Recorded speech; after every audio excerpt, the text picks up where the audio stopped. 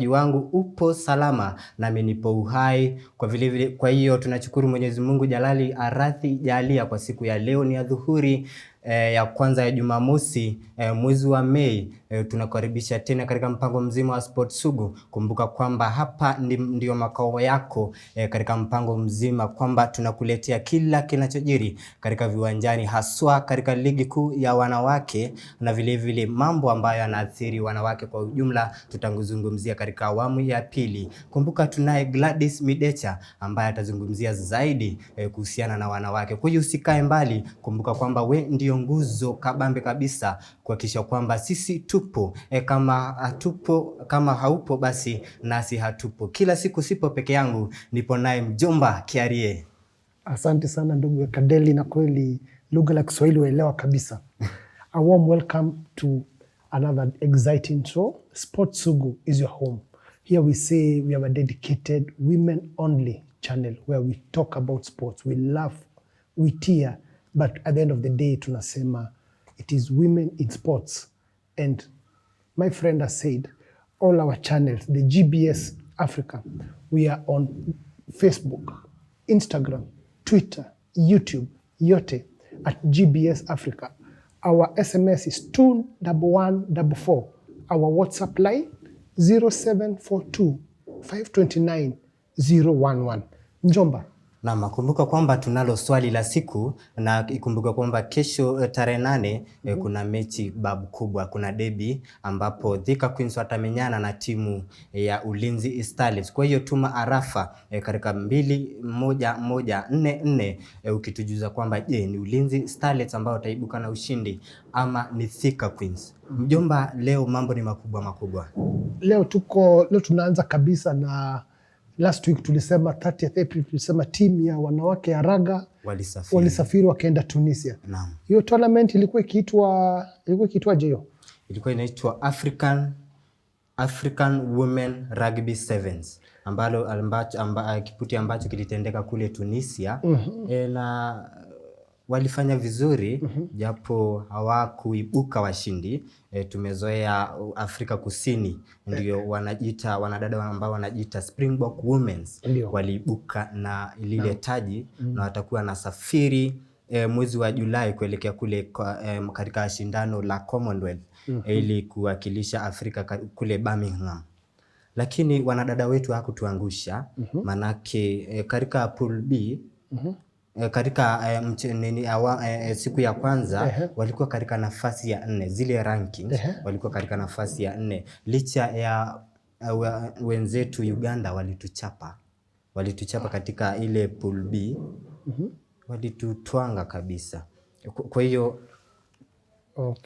Kwa hiyo Kenya waliweza pia kubanduliwa kabisa, kubanduliwa kabisa na Tunisia katika hatua za kwenda finali. Kwa hiyo ni kitu kizuri kwamba tulifika katika hatua za finali licha tulipigwa seti 19-5. Yote 9 tunasema we congratulate our women for the exposure, for the participation. Na pia upande wetu tunajivunia, we are seeing more and more women participation in continental affairs. Pia tunasema we are hoping that we are going to see more youth development programs ambazo pia najua shirika we have been trying to kuza vitaji. We have been trying to say youth development is the root. That is where we need to start to grow with it. Tunaanza hapa chini tukienda juu. Yote 9. Keep it posted at Sport Sugu where we bring you dedicated women only channel. Kumbuka kwamba tumekuuliza swali hapo kidogo kwamba ni Ulinzi Starlets ama ni Thika Queens. Jibu lako katika arafa 21144. Bibi kubwa hiyo. Lakini yote 9 ni kwamba timu ya Masumbi pia iliweza kusafiri hapo jana. Yes, waliondoka jana na wanaenda Istanbul, Uturuki. Wanasema ni World Women Boxing Championship. Inaanza leo hadi tarehe 20. Na inaanza kesho Jumapili. Walisafiri jana. Walisafiri jana, kesho salama. Nawatakia kila laheri. Na we are again here na wadha wangu, we are seeing a very good representation of Kenyan women in sports. Kweli, we have seen the Boxing Federation of Kenya. We have seen the Olympics. In March walikuwa Congo. They had a tournament and these are the kind of encouragement we'd like to see. Ndio hayo. Natumai kikosi hicho kinaongozwa na Musa Benjamin kitatufanya vizuri. Na kuna kikosi ambacho kimetajwa jumla wachezaji 10 ambao watawakilisha Kenya katika kipute hicho. Labda nikitaja tu Kiarie. Mbali tuambie mtazamaji je ni wanasafiri.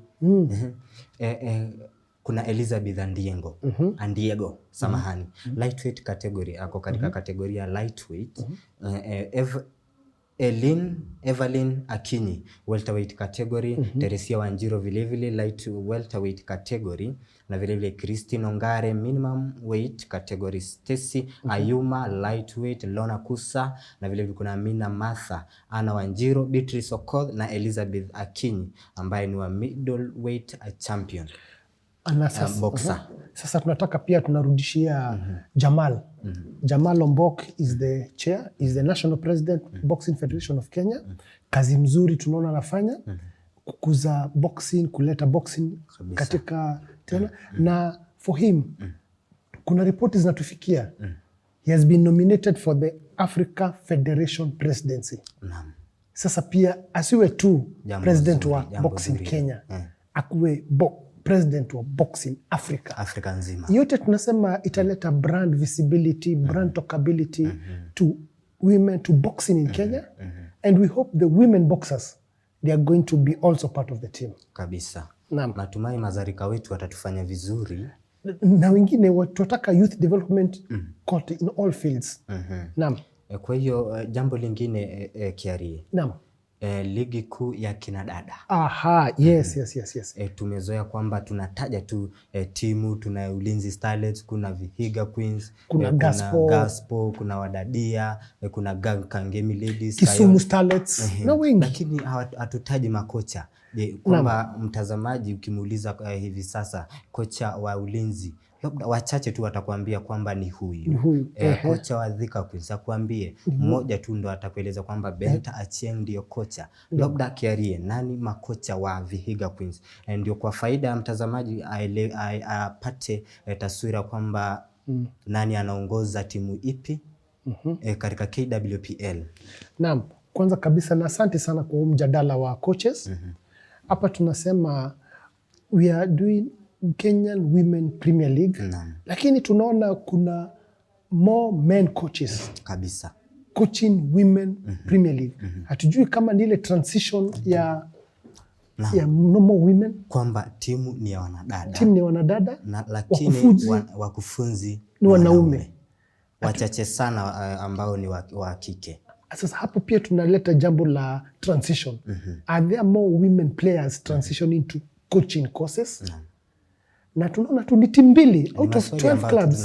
Out of 12 clubs ni timu mbili peke yake ambazo zinakuwa coached na wanawake. Ni Gaspo na Gaspo tumeona anaongozwa na anaitwa Tilana na vile vile na Thika Queens ambao ni wanaongozwa na Benta Achieng. Kumbuka kwamba Thika Queens ni mabingwa wa msimu jana. Kwa hiyo anaongoza vizuri. Wako position, wako namba 4. Thika Queens wako nafasi ya 4 na vile vile Gasp na vile vile Thika tumetaja kwamba Tilana Gaspo wako katika nafasi ya 3. Thika Queens nafasi ya 4.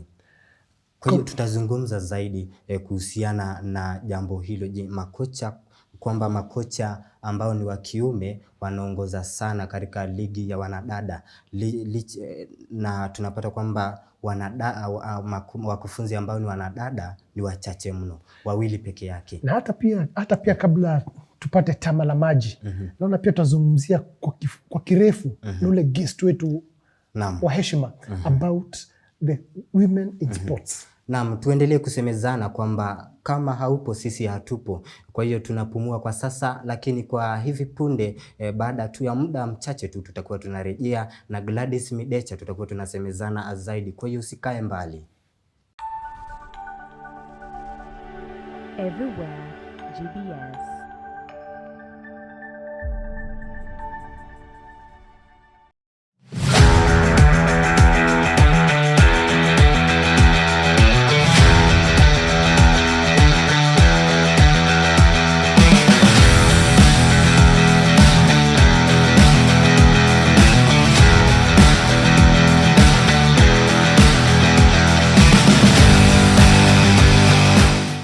Na mtazamaji wangu, tunarudi tena hapa katika mkwaju wa Sport Sugu. Kumbuka kwamba hili ni jukwaa lako na tumekuuliza swali hapo awali, je, ni Thika Queens ama ni Ulinzi Starlets ambao ambao ni timu ambazo zinamenyana kesho. Je, nani ataibuka na ushindi? Ni derby, nani ataibuka na ushindi? Tuma arafa yako katika 21144. Kumbuka kwamba katika awamu hii tutakuwa tunazungumzia zaidi kuhusiana na mama zetu katika tasnia zote za spoti. Kuna msemo unasema kwamba mama mamangu, mlezi marithia, bima ya maisha, dira ya maisha yangu, na vile vile mgeni wangu gerezani. Kumbuka kwamba hapa tunashughulikia mustakabali zaidi wa mama zetu wa kesho katika tasnia nzima ya spoti. Na leo tunaye Gladys Midecha ambaye ni mwanaripota katika runinga ya K24 katika upande wa spoti. Leo Kiarie hapati raha jamani. Kiarie, mgeni wetu. Kwanza kabisa Ekadeli, nakushukuru sana kwa Kiswahili. Na hata nimeona guest wetu amesmile hapo, then nikajua imenitisha pia. Gladys Midecha, welcome to the show. Thank you very much. At least we can have a good laugh with me. I was actually worried when he started in Kiswahili because my Kiswahili is not very good, lakini I can try. Hata Shen pia tuna. Hii ni Sport Sugu. Hapa tutapiga Shen. Kila kitu. Lakini unajisikia vyema? Niko salama na shukuru. Karibu katika anga za GBS. Asante sana, nashukuru zaidi. So you think we just dive straight. Who is Gladys Midecha? Tuanzie tu hapo. Gladys Midecha is a mother of one. Okay. I'm a mother, yes. Okay. I am a sports enthusiast. I'm a sports reporter. I am a football commentator. And I venture into anything that is sports and arts. But most of all, I am a sports reporter currently, K24 TV. Yes. Labda Midecha, umetuambia kwamba wewe ni commentator, lakini tunataka kujua, je, safari yako mpaka umefikia katika kiwango cha kuwa mwanaripota ambaye ndio journalist wa sports. Je, tumezoea kuona wanaume katika kile kitengo ndio wanasimama na mic pale na wanatangaza mpira, lakini sasa Midecha yupo hapa na anatangaza spoti. Je, safari yako ilianza wapi ukafikia katika kile kiwango kwamba wewe ni mtangazaji wa sports kule K24 ama commentator? First, I started in 2009. Okay. I was in the stadium, kona watch game ya FC na I think it was Mathare United. And I remember that game FC ilipoteza 2-1. And seated behind me, I was talking with my friends na kona analyze game. So vile ilikuwa naongea tu, someone was seated behind me and asked information about me. They got my number. Robin Toskin. I remember him at that time. He was working at Standard Media. And he took my number. Akani refer to someone else in KBC. So the first station nilienda nikafanya kazi ilikuwa KBC, but I was not employed. Nilikuwa nafanya ile ambayo tunaita appearances. I go. Nafanya show na analyze mpira. And that's where I started. So I started in 2009 analyzing Sekafa. That time Sekafa was being broadcasted in KBC peke yake, na hapo ndo nilianzia. So kuanzia 2009 all the way up to 2012, 2013 nilikuwa naenda KBC nafanya football analysis, local league, na pia nikaanza kwa league ya at that time pia Sekafa. Then in 2011, that time NTV Joshua Makori pia akaanza kunialika. That time kulikuwa na ile mwana sporti QTV. So nikaenda huko, nilikuwa naenda huko KBC, huko KBC nafanya appearances pale KTN nini. But at that time bado nilikuwa shule nasoma journalism. Yes. Lakini labda pia Ekadeli is not asking the question, manake naona tu just smiling pale. Alichukuliwa tu akiwa anazungumza. Glado, ni mwita Glado sasa lugha ya mtaani. Manake this sports enthusiasm, where did it turn from? Because the whole, the whole energy, the whole sports enthusiasm, it didn't just bubble up. It didn't bubble up. When I was in primary school, I was the only girl who used to play football with the boys team. Wow. So yes, nilikuwa naenda pale siku ya games, mimi ndio nakimbia 4x4, nakimbia 400, nilikuwa nakimbia. I was a very serious athlete. I would go for swimming. Nilikuwa naenda najaribu kila kitu. So my parents used to, walikuwa nachoka. And I would come home, mimi niko mchafu kuliko my cousins. All of us. Nimecheza football, nimechelewa, nachukua ball nyumbani napeleka shule. And then my late grandfather was a football enthusiast. So on Saturdays, asubuhi, wachana na squeezy nyamjui, tuko na watch football mundial. Ile football made in Germany. TV ya Great Wall black and white. Hiyo ndo ilikuwa form. Ile ya mchele. Ile ya mchele. Saturday asubuhi hiyo ndo kitu ambayo nilikuwa nafanya. Ile akina Gladwell alikuwa akisema una support black ama white. Sikio kwa story ya majezi, mayellow, Ilikuwa black ama white, walikuwa kibet black ama white. Yakati hizo. So at that time that's where it all started from. And I think one of the greatest moments I remember was in it had to be 98. Senegal ikifika quarter final. AFCON. No, World Cup. It was ilikuwa, that was a very big moment for me. Nakumbuka nilitoka kwa estate nje nikaambia kila mtu Senegal imefika quarter final, and I remember I hugged you off with his hair. And from that time ndo akatoka akakuja Liverpool, and it was a big deal. Yeah, and my grandfather was a supporter of Portugal, so I support Portugal. To date? To date. Wow. I support Portugal to date. I am carrying on the legacy. And yeah, so kutoka hapo mpaka where I am today, football for me, sports started uko mbali sana. Chini. Chini. No, I think then we just get to, because Sports Sugu, welcome once again. Sports Sugu is a dedicated women in sports channel. And we want to get it out. Watakani watu wakijue anything about women in sports. Vile unasema umeanzia hapa, the passion, the synergy in women, and we want to bring it out and inspire more and more people. Now, women in sports journalism, because that is where we have many people say want to watch online. We have got many people watching us online. And the one question is, Ekadeli, Kiari, women in sports journalism, umetoka wapi? Manake Kiari, tumezoea wanaume ndo wako. Wanaume ndo wako. So at what point, because even most women who are, they either choose administration, they either choose back office, nasikianga wako kwa team, but wako back office.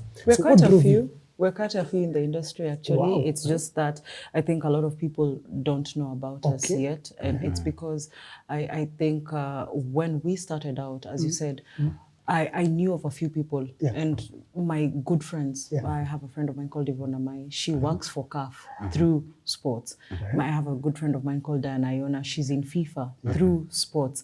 So we need to just go out there and venture for more opportunities. For me kufika hapa malilifika, it was not easy because I started in 2009, but I officially got employed in 2021. So you can look at all that period. It took a lot of 11 years. 11 years. Kwamba hatua moja, safari ndefu huanza kwa hatua moja. But the thing about it is that after World Cup 2018, because I did analysis for NTV in 2018 in World Cup, I did 10 matches, and I kept going. I kept doing what I wanted to do. Mimi nimefanya kazi kwa sales, nimefanya kazi ambazo have no relation to what I do right now. But I studied TV video production. Then I did broadcast journalism. But for me, sports was a passion. It is something I liked. It is something I always saw myself doing. So after 2018, nikaenda, nimefanya World Cup. Nimeingia sasa job ya sales. Lakini every lunch hour, Friday, Makore alikuwa akinita show, natoka banko, naenda show. Unarudi. So wanashanga, msichana amekuwa hapa saa hizi, lakini tunamuona pale analyze ball. Kwani ni nini? Walikuwa wamechoka na mimi.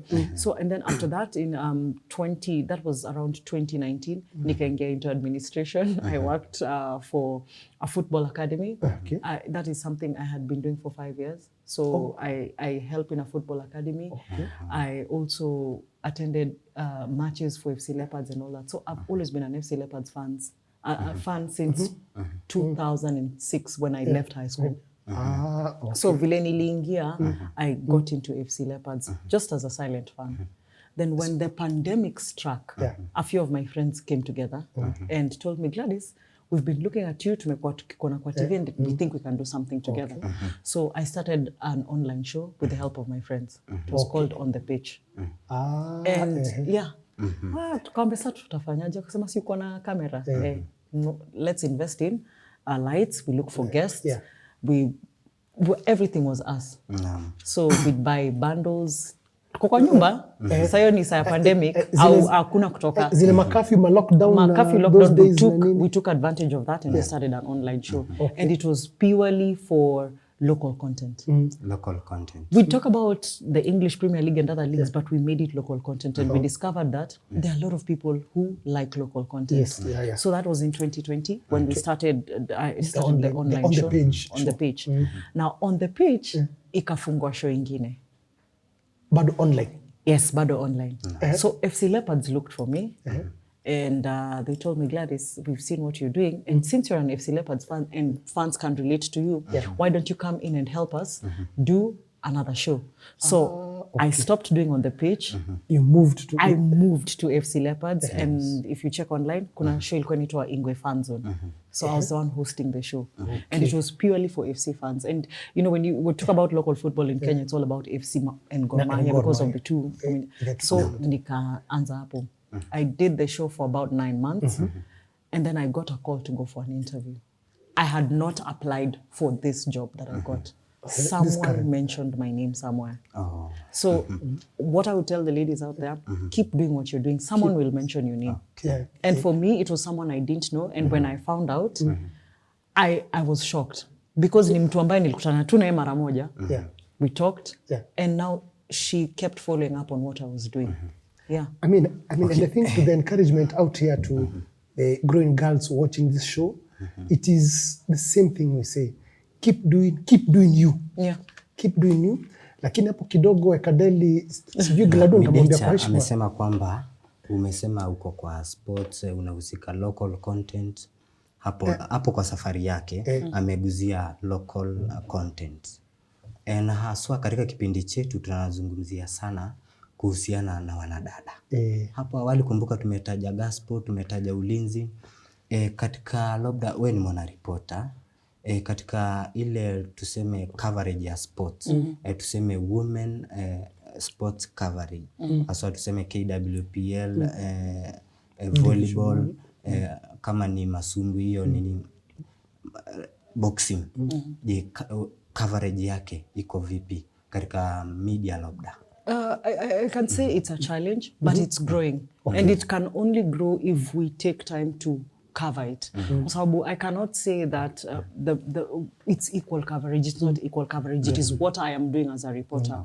When I got to my current workstation, I told my boss I want to focus on women in sports. So ikifika weekend utapata nimeenda kufanya game ya kinadada, KWPL, volleyball, hockey, swimming, all of them, because for me it is what is it I can do. What drives you? The work women. What can I do to help grow women, to help give women more airtime? Kwa sababu hata hivi sasa ukiangalia, even when we are going to the field, it's challenging ukitaka kuinterview mwanadada kwa sababu hawajazoea hiyo coverage.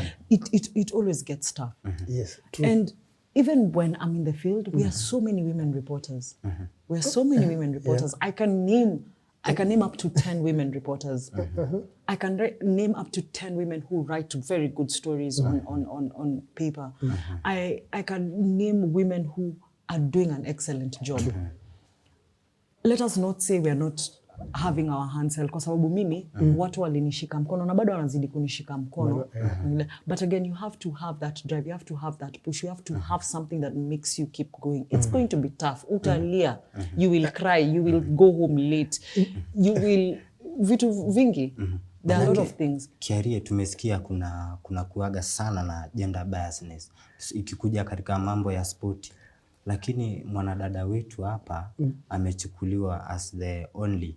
Manake ulidokolewa, ulichukuliwa tu, ukawekwa katika, ulikuwa wapenda sporti. Ukawekwa katika ile tasnia ya sporti. Labda tumezoea kwamba ule ni mwanamke, nafanya nini kule. Ilikuwa, it was there. It was there. The bias, it was there. And the thing is, when they were talking about it, I was not there, but someone told me they felt I'm not strong enough to be there.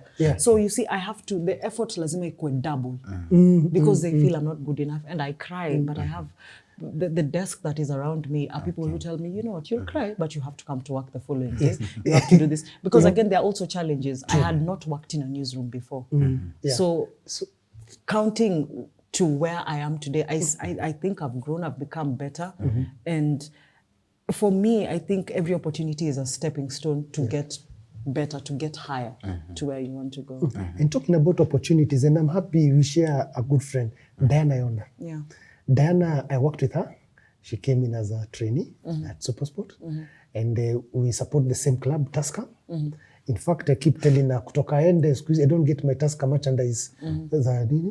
And you mentioned about those challenges, those scene, a woman with a camera kwa kiwanja, and anaambiwa, we, toka tuone game, because it's not kawaida scene, a woman carrying a camera ama kitabu kwa kiwanja. You have to stamp authority. You have to stamp authority, you have to be a bully. Kwa sababu ukienda huko, ukiwa na a very soft heart, they will bully you around.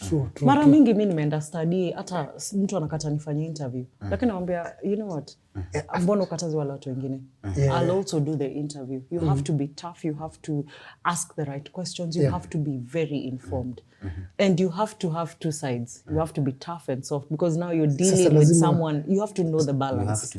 Lazima ujue. Zile soft skills lazima, then you have to. They have to apply, and they apply everywhere. To strike a balance. Because nimetaja Diana because na kina Emai, because I think they have had the chance, CAF, FIFA, Zurich. But one thing that comes very strongly is the need to stamp authority. And I'm saying this very respectfully to even the growing girls. I think you just need to, ile kifua, we call it pale mtaa, kuwa tu na kifua. Just be a bit stronger, because I think Glado amesema you have to work twice as hard. Kabisa. Even when I am there days I wake up and I feel I've not done enough, and I beat myself about it. True. But what matters is what I'm going to do next. True. So, today you may fail, and I will do mistakes. We'll do mistakes. Kidogo Midecha, tutazungumzia zaidi kiaria. Manake ni makubwa ambaye Midecha amayaleta hapa katika mdahalo wetu. Kwa hiyo tutawapeleka tu mapumziko kidogo, alafu turejee baada ya muda mfupi. Kwa hiyo mtazamaji wangu, zidi kufuatilia mdahalo wetu, panapo majaliwa tutamaliza. Kwa hiyo Midecha, mgoja hapo mbele.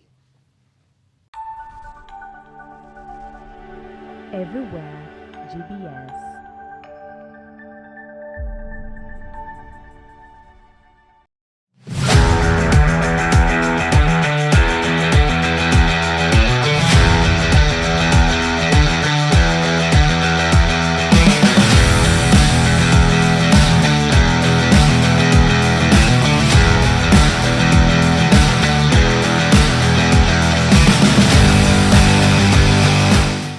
Naam, nakukaribisha tena katika mdahalo wetu. Kumbuka tusemezane zaidi katika mitandao za kijamii @GBS TV Africa. Katika mitandao zote mimi utanipata katika mtandao wa Facebook @Ekadeli Aita, vile vile Instagram Ekadeli Aita, na vile vile Twitter Ekadeli Aita. Hapa tupo naye Gladys Midecha. Na Midecha, ulikuwa unazungumzia zaidi, je, umekuwa una challenges ambazo ulikuwa unazipitia, ukafika hapa ukaanguka, ukaona nafaa kujiinua, ulikuwa unazungumzia sana. Labda tuendeleze. I think again a big challenge ni when you go to the field and people don't know you, hawakujui bado hawajakuzoea, wanashanga wewe ni nani. It's also very hard. Pia ukienda there are people who don't want to be interviewed by you because again hawakujui, and you have to go back with a story. You have to just keep building your rapport. Lazima ukue very, very patient. And hata mimi nikianza I was very impatient. But I had to learn on the job.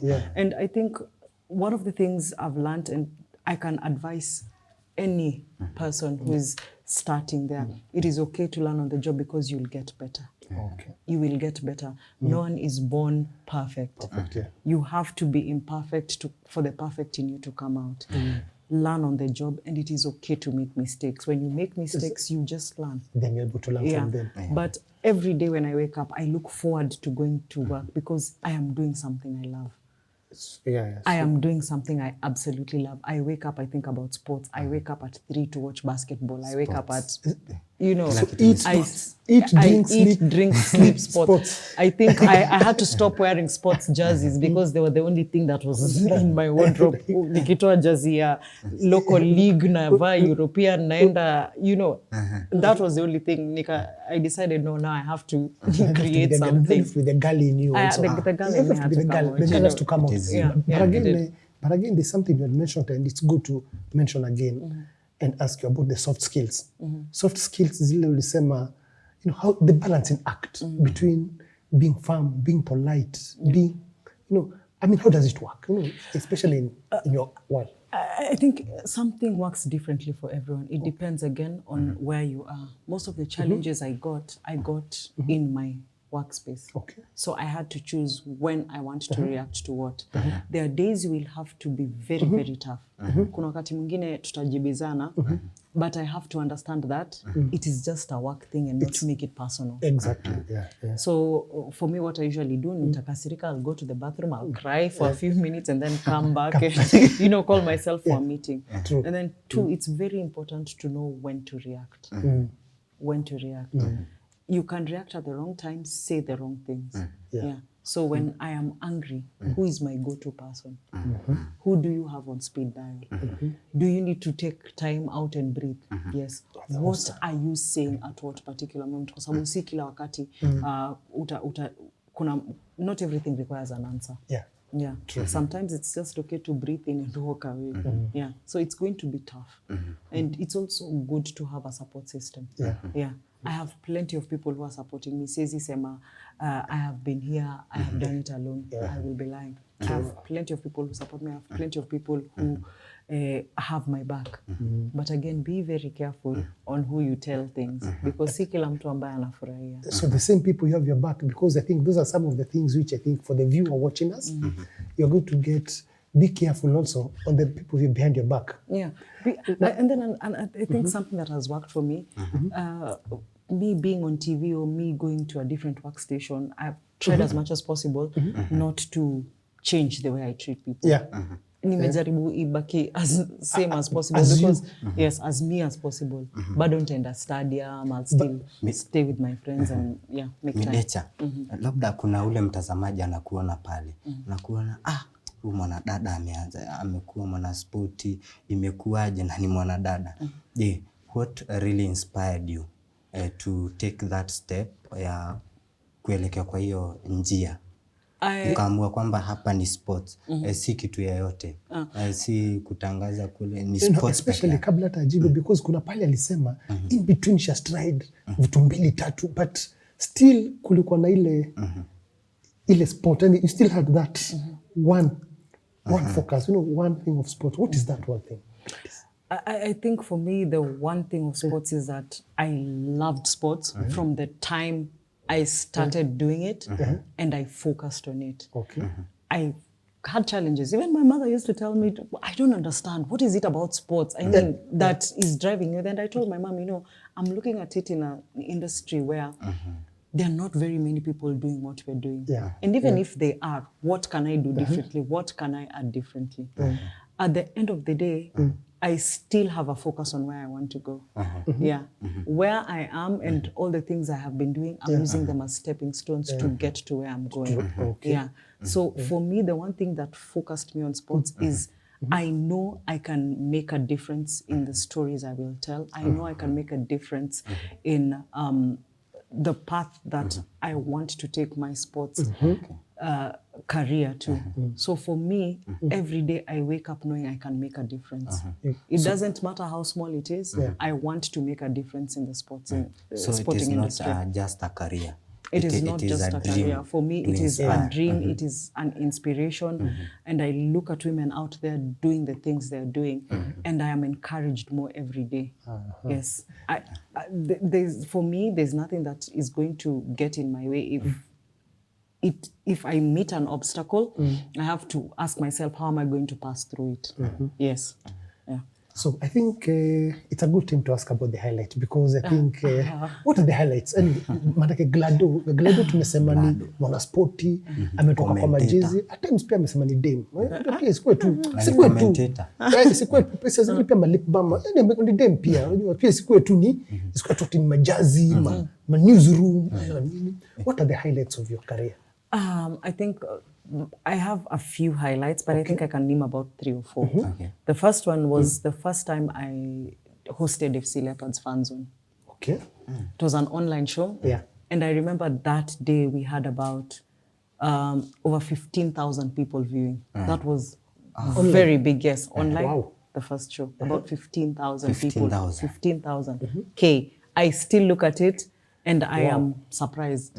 And my friends pushed the numbers for me. That was one. 2, of course, you know, when you start your own things with your friends, you're excited about it.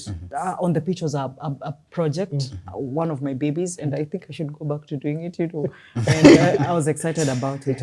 But 2, when I got this job at K24, I was so excited because when I got that call for the interview, I was like, I did not...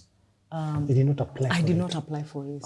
What You kind just, of grace is received God that call. showing me? Yes. So when I got this job, I was the day I signed. For me, that is a big highlight for me. And I was enthusiastic, so enthusiastic about it. I'm still enthusiastic about where I work. The third one for me, the Sakafa Women was hosted in Nairobi. Yes. You remember countries from East Africa? The Came. Sakafa Yeah, region. the Sakafa region came.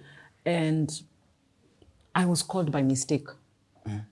The person who was supposed to do it didn't show up. So someone recommended me.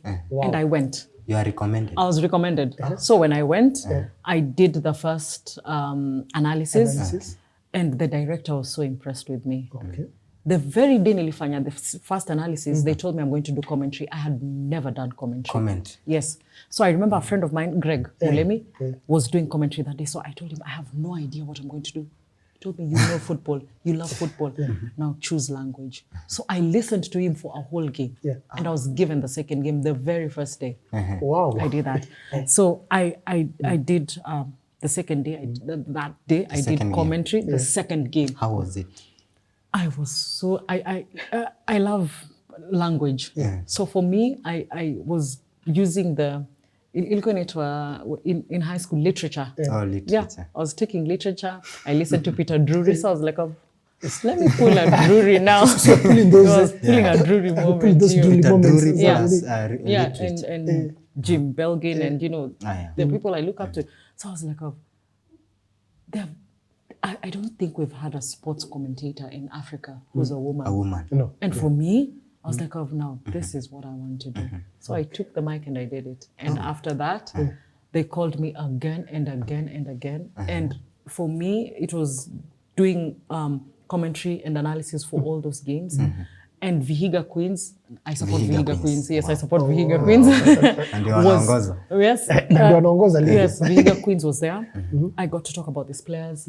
I got to talk about other players in the East African region. And just to see how rich football is in East Africa is very, very encouraging. And I did the final. From there, I went online and the what people were saying about me were good reviews. And people who had been, I remember Bernardo Tieno called me and he told me, keep going. If Bernardo Tieno calls you, it's a big deal. Who doesn't know Bernardo Tieno? I mean, he is the guru of If commentary. Peter Drury called you Ekadeli today and told you, I want to learn Kiswahili from you, I think... I can't sleep. Mrs. Lala. I didn't sleep. I was so excited. I was so happy. That's good. And it was a very big stepping stone. And then from there now, I also started doing commentary for FC Leopards. So a few games for FC Leopards, you will hear me doing commentary once in a while. And it's exciting for me because I'm enthusiastic about local football. Very enthusiastic about local sports. So that was another big highlight of my career. My fourth one, I think it's coming. My fourth highlight, it's coming. It's coming. Yeah. You'll invite me here again. Na nitakuja niwaambie the fourth one. Yeah. Because I'm surprised you are a commentator. Do you still commentate or unajua kuna watu wangetaka wamsikize after? Yes, I still do commentary. I still do commentary. And I also want to do commentary for other sports. Yeah, so now currently I thank God for my boss. I have one of the best bosses. If everyone could pass through his hands, I would recommend. He was also very he's very supportive, and he told me, you just need to keep pushing yourself. So now I host the Basketball Africa League is going on in Africa right now, and he gave me the chance to host the show. And so now I'm doing basketball, and I also do athletics. So now it's opening more doors for diversity. Yeah. So yes, I still do football commentary. I'm learning how to do athletics commentary right now. I'm also learning how to do some basketball commentary, because where I want to go, I want to go into commentary and full-time analysis and be the face of Kenya when it comes to women who are analyzing and doing commentary in sports. Yeah. Wow. In Africa, there's a lady called Caro Shabalala. Yes. Shabalala. She's the face of women and sports. Yes. And yes. So when Glado speaks like that, I see next year, naona AFCON. AFCON next year. I was. Unajua nilikuwa naomba sana. We get our house in order. Yes. I am 100% sure Kenya would have been in AFCON. This AFCON that is starting in May. And I had my targets, and I was like, you know what, I'm going to go here and I'm going to do Kenyan matches, all the games that Kenya is going to play, and I am going to do commentary. Yeah. So unfortunately. No, I don't think. I think it's a chance for us to get our house in order. Yeah, of course. Put things into perspective, because we have a whole generation that is dependent on whether we're going to do things right, and we need to do things right. Yeah. Wow. Actually, I brought it up because nimefikiria nimekuona the AFCON, then next year, because umesema the fourth one is coming, nimeanza kufikiria about AFCON 2023 Ivory Coast. Amen. Then nimeanza kuona sura ya pale Glado akiwa pale chini akiwa pale chini na Mike anatuletea pale pitch side. I need to be there. I want to be there. No, you need to be there. You will be there. I will be there. No, you actually not. You will be there. I think that's what we say here. I will be there. You must be there. I must be there. I will be there. I know. God listens from our mouth to his ears. Thank you. Wow. So I think for me, Glado, it has been a good and encouraging engagement. First, seeing the struggle, seeing the safari yake, the synergy. Call it synergy, because the industry has got, it's a chess, it's got very many stakeholders. But most importantly also, it's the precision of the many small people, the known and unknown, people who continue to hold you, and the prayers that keep supporting you even without knowing. And I think it's a good time to ask a Sport Sugu, what is that one message, one inspiration? Tunasema nasaha. Nasaha. Neno moja. What is that one inspiration you can give to a growing girl, 18 years today, a sports enthusiast, to say that's the next Glado 2030? Before I say that, there's something I'd like to say. I had never met Carol Radul. Radul. Yes. Radul tumfahamu. The day I did my first analysis, she went to her social media page and wrote about me. Oh, wow. I was blessed. And the day I met her, I'm like, hi Carol, my name is Gladys. She was like, oh, you're so tiny. I'm like, yeah. So thank you, Carol. It was a big stepping stone. And she invited me to her shows. It's a big name. Carol Radul, Benedotino. I mean, Ida Waringa.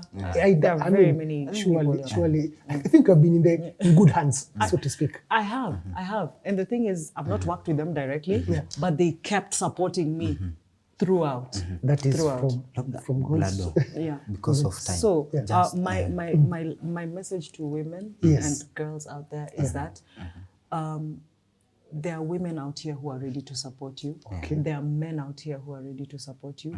Not everything is fighting you. Yes. Sometimes you have to look at the good in things. Okay. Keep praying, keep working, and most of all, you have to have your goal be the reason why you wake up every day. Wow. Tunaweza kupata wapi katika social media channels zako? On Twitter, Gladys_Midecha, Facebook, Gladys Midecha, Instagram, Gladys Midecha. Yes, that's where you can find me. Asante. Kiari, labda una la ziada? Mimi sina la ziada. I know what you want to tell me today. I can see what you want to tell me today. I know what you want. Mimi sina la ziada, but I think pia ndachukua this opportunity to thank Gladu for taking time to be our host this Saturday afternoon. And most importantly, for the kind lessons you have offered to the many growing girls. The inspiration. I think, and one word that I've picked up, it's keep being you. I think that's the take home. Yeah. Just keep doing you, keep being you. Yeah. And from my end, sina la ziada. Thank you very much. Kwa hiyo mtazamaji wangu, imekuwa safari ndefu na umesikia mdahalo wetu. Tumekuwa na Midecha, amezungumzia zaidi mambo ambayo yanaathiri mwanadada moja kwa moja katika tasnia ya michezo, na tumesemezana, lakini kwa sasa tunasepa. Kabla nitoke, nitakufahamisha kwamba nitakupeleka mbali kwanza, kwamba hapo awali mwanaume ama mume angeenda afanye kazi, kisha na maana akipata pesa angetafuta mwanamke ama binti zaidi wa kujenga naye maisha pamoja. Lakini hivi leo wanadada ndio ama mabinti ndio wanatafuta waume wenye pesa, najiuliza. Kwa hiyo ukitafakari hilo, sisi hatuna la ziada, tunasepa kwa sasa, ila tunakuambia kwamba tupatane weekend ijayo inshallah, panapo majaliwa Mwenyezi Mungu akujalie wewe na hali zako. Tupatane tena siku ya Jumamosi. Sisi tunaondoka.